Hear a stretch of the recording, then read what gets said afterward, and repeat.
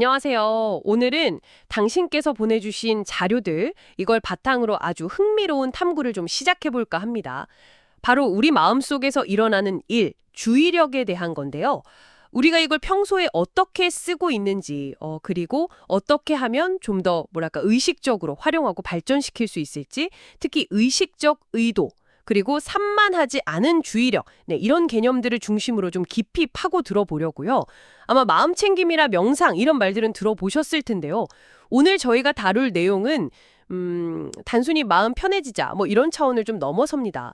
주의력 자체를 하나의 기술로 보고 이걸 어떻게 훈련해서 더 높은 단계의 인식으로 나아갈 수 있는지 굉장히 실용적인 관점에서 한번 보려고 해요. 당신의 일상에도 바로 연결될 수 있는 그런 이야기일 겁니다. 네, 맞습니다.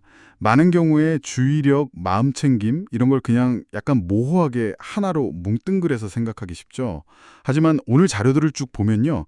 이 주의력에도 여러 단계가 있고 또 각 단계를 발전시키기 위한 구체적인 방법들이 있다는 걸 이야기 나눌 수 있을 것 같습니다. 어쩌면 당신께서 평소에 그냥 무심코 흘려보냈을지도 모를 그 주의력, 이걸 어떻게 더 명확하게 인식하고 또 의식적으로 활용할 수 있는지 그 가능성을 한번 같이 탐색해 보시죠. 좋습니다. 자, 그럼 우리 출발점부터 짚어볼까요? 가장 기본적이라고 할 수 있는 거요. 선택적 주의력. 네. 선택적 주의력, 우리가 제일 익숙하게 쓰는 거죠. 그 흥미를 느끼는 대상에 자연스럽게 딱 집중하는 능력이요. 맞아요. 예를 들면 아주 재미있는 TV 프로그램을 본다거나 아니면 뭐 필기할 때 몰입하는 거. 그런 거죠? 네네. 바로 그런 거예요. 근데 이게 꽤 정교해 보이긴 하지만 사실 본질적으로는 외부 자극이나 흥미에 좀 이렇게 이끌려 다니는 그런 경향이 강하죠. 이끌려 다닌다. 흥미로운 표현이네요. 네. 그러니까 내 흥미를 끄는 게 있으면 확 쏠렸다가 그 흥미가 떨어지거나 자극이 없어지면 주의력도 금방 약해지고. 그렇죠. 금방 지루해지고 뭐 다른 생각하게 되고요. 맞습니다. 그게 우리가 보통 매일 경험하는 가장 기본적인 주의력 상태라고 할 수 있겠네요. 그러고 보니 자료에서도 그 점을 딱 짚더라고요. 우리의 이런 기본적인 특성 있잖아요. 쉽게 이렇게 끌려다니는 거. 이걸 활용하는 외부 요인들도 많다고요. 네네. 끊임없이 우리 시선 끄는 광고라던가 뭐 소셜미디어 피드 같은 거요. 그렇죠.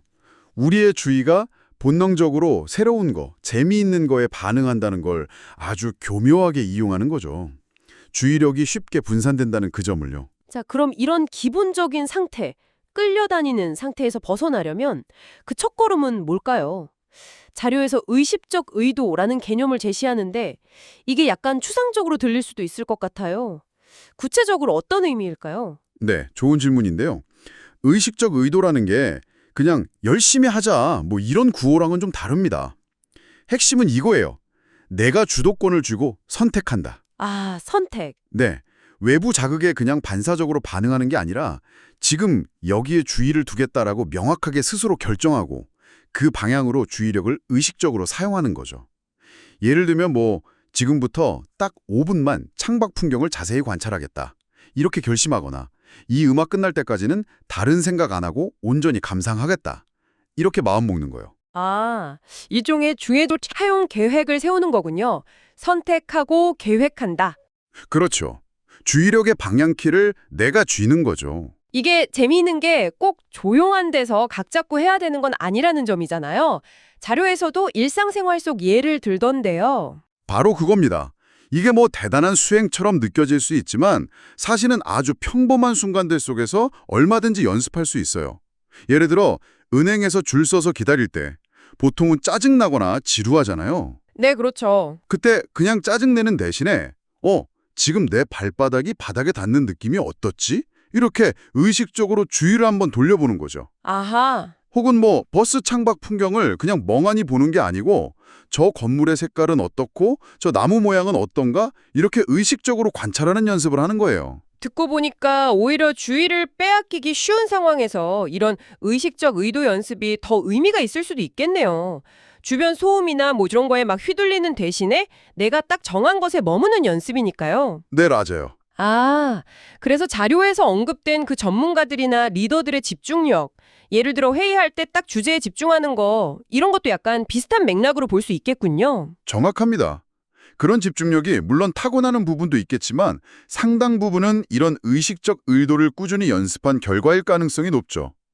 내가 무엇에 주의를 기울일지 스스로 선택하는 능력, 이걸 기르는 아주 핵심적인 단계라고 할 수 있습니다. 하지만 아무리 의식적 의도를 딱 세워도 이 마음이라는 게 참 청개구리 같잖아요. 저만 그런가요? 자꾸 딴 데로 가고 그러다 보면 아, 또 집중 못했네 하면서 막 자책하게 되고 좌절감 느끼고 이 산만함은 도대체 어떻게 다뤄야 할까요? 자료를 보면 여기서 되게 중요한 관점의 전환을 이야기하는 것 같던데요. 네, 여기가 정말 중요한 포인트입니다. 많은 분들이 산만해지면 안 돼, 이렇게 생각하시는데 자료에 따르면요. 산만해지는 것 자체는 실패나 문제가 아니에요. 아, 그래요? 네, 우리 뇌, 우리 주의 시스템은 원래 그렇게 작동하도록 되어 있어요. 생존을 위해서요. 새로운 정보도 탐색해야 하고 혹시 모를 위험도 감지해야 하니까. 진짜 문제는 그 산만함을 무슨 적처럼 생각해서 억지로 없애려고 하거나 아니면 산만해졌다는 그 사실 자체 때문에 스스로를 막 비난하는 태도, 그게 문제라는 거죠. 하긴 억지로 누르려고 하면 오히려 더 막 반발심만 생기고 금방 지치잖아요. 그런 경험 다들 있으실 텐데 그럼 어쩌라는 걸까요? 그냥 산만해지는 대로 두라는 건 아닐 테고. 목표 설정을 바꾸는 겁니다. 목표 설정이요? 네, 절대 산만해지지 않겠다. 이게 목표가 아니라 아, 지금 내 마음이 다른 데로 갔구나 하고 그 순간을 알아차리는 것. 그걸 목표로 삼는 거예요. 아, 알아차리는 거? 네, 마치 졸다가 앗! 하고 딱 깨어나는 그 순간처럼요. 그 알아차림 자체가 중요해요. 그리고 알아차렸다면 나는 왜 이 모양일까? 이렇게 자책할 필요 전혀 없이 그냥 아주 부드럽게 원래 주의를 두기로 했던 그 대상으로 쓱 돌아오면 되는 겁니다. 그냥 돌아온다. 네, 산만해지면 알아차린다. 그리고 돌아온다. 이걸 그냥 계속 반복하는 거예요. 훈련처럼. 혼났네, 다시 돌아가자 하고 좀 친절하게 안내하는 느낌이네요. 바로 그거예요. 이 알아차리고 돌아오기 연습. 이걸 꾸준히 하면요. 정말 놀라운 변화가 생겨요. 처음에는 한참 딴 생각에 빠져 있다가 아차 하고 알아차리는데 연습을 하면 할수록 점점 더 빨리 알아차리게 돼요. 주의가 살짝 흔들리는 그 찰나에. 오, 그 찰나요? 네. 심지어는 주의가 완전히 다른 곳으로 이렇게 표류하기 직전에 그 미세한 움직임을 알아채고 다시 초점을 딱 잡을 수도 있게 됩니다. 이것이 바로 자료에서 말하는 산만하지 않은 주의력으로 나아가는 아주 구체적이고 실질적인 과정인 거죠. 이건 뭐 재능이라기보다는 훈련으로 습득하는 기술에 가까워요. 와, 그렇군요. 근데 이 과정에서 진짜 중요한 게 스스로에게 좀 너그러워지는 태도겠어요. 자료에서도 그 얘기 되게 강조하더라고요. 마치 좋은 코치가 격려하듯이 괜찮아, 다시 돌아오면 돼. 방금 알아차렸네, 잘했어, 이런 식으로요. 네, 맞아요. 자기 비난이나 좌절감, 이게 이 훈련의 가장 큰 적이거든요. 꾸준히 하는 게 중요한데 스스로에게 친절해야 그 꾸준함을 유지할 수가 있죠. 그렇죠. 작은 성공들을 계속 알아봐 줘야 계속할 힘이 생기니까요. 네. 그래서 이렇게 알아차리고 돌아오기를 계속 반복하면서 점진적으로 도달할 수 있는 상태가 바로 산만하지 않은 주의력입니다. 이건 뭐 외부의 어떤 방해나 내부의 잡념에 쉽게 막 끌려가지 않고 내가 의도한 그 대상에 비교적 꾸준하게 안정적으로 주의를 머물게 할 수 있는 능력인 거죠. 자료에서는 이 상태가 마음이 좀 고요해지는 상태, 즉 정신적 정적, 멘탈 콰이에센스, 마음의 고요함과 아주 깊은 관련이 있다고 설명해요. 아, 정신적 정적? 네, 주의력이 안정될수록 마음이 고요해지고 또 마음이 고요하면 다시 주의력이 더 깊어지는 그런 선순환이 일어날 수 있는 거죠. 와, 이게 단순히 그냥 집중 시간이 길어지는 것 이상의 의미가 있겠네요. 원치 않는 생각이나 감정의 에너지를 덜 빼앗기게 되니까 내가 정말 중요하다고 생각하는 일에 더 많은 시간과 뭐랄까 정신적 자원을 쓸 수 있게 되는 거잖아요. 약간 주의력 누수를 막는다고 할까요? 오, 아주 적절한 비유인데요. 네, 맞습니다. 불필요한 정신적 에너지 소모를 줄여주는 효과가 분명히 있죠. 오늘 다루는 내용 중에 또 하나 제가 개인적으로 되게 흥미롭게 봤던 지점이 있었는데요. 우리가 보통 겪는 주의력 산만한 문제랑요. 스트레스나 불안, 우울 같은 정서적 문제 있잖아요. 이걸 혼동하면 안 된다는 부분이었어요. 이게 생각보다 중요한 구분 같아요. 그쵸? 네네. 매우 중요한 분별점입니다. 이게 요즘 마음 챙김이나 명상이 워낙 스트레스 해소법, 감정조절법으로 많이 알려지다 보니까 이 둘을 거의 같은 걸로 생각하는 경우가 많거든요. 물론 주의력 훈련이 감정 조절에 간접적으로 도움을 줄 수는 있어요. 분명히. 하지만 자료에서는 아주 명확하게 얘기합니다. 주의력 훈련의 근본 목표는 스트레스 해소가 아니다. 그리고 정서적인 문제가 해결된다고 해서 우리 주의력 자체가 가진 기본적인 속성, 즉 쉽게 산만해지는 경향성, 이게 저절로 사라지는 건 아니라는 거죠. 아, 그렇군요.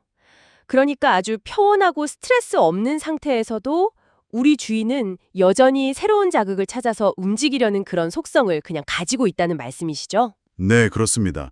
기본적인 작동 방식인 거죠.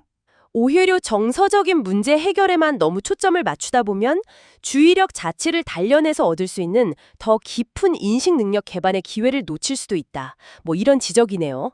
심지어 정서적으로 힘든 분들에게 주의력 훈련이 마치 만병통치약처럼 잘못 권유될 위험도 있을 수 있겠고요. 맞습니다. 그래서 구분이 필요해요.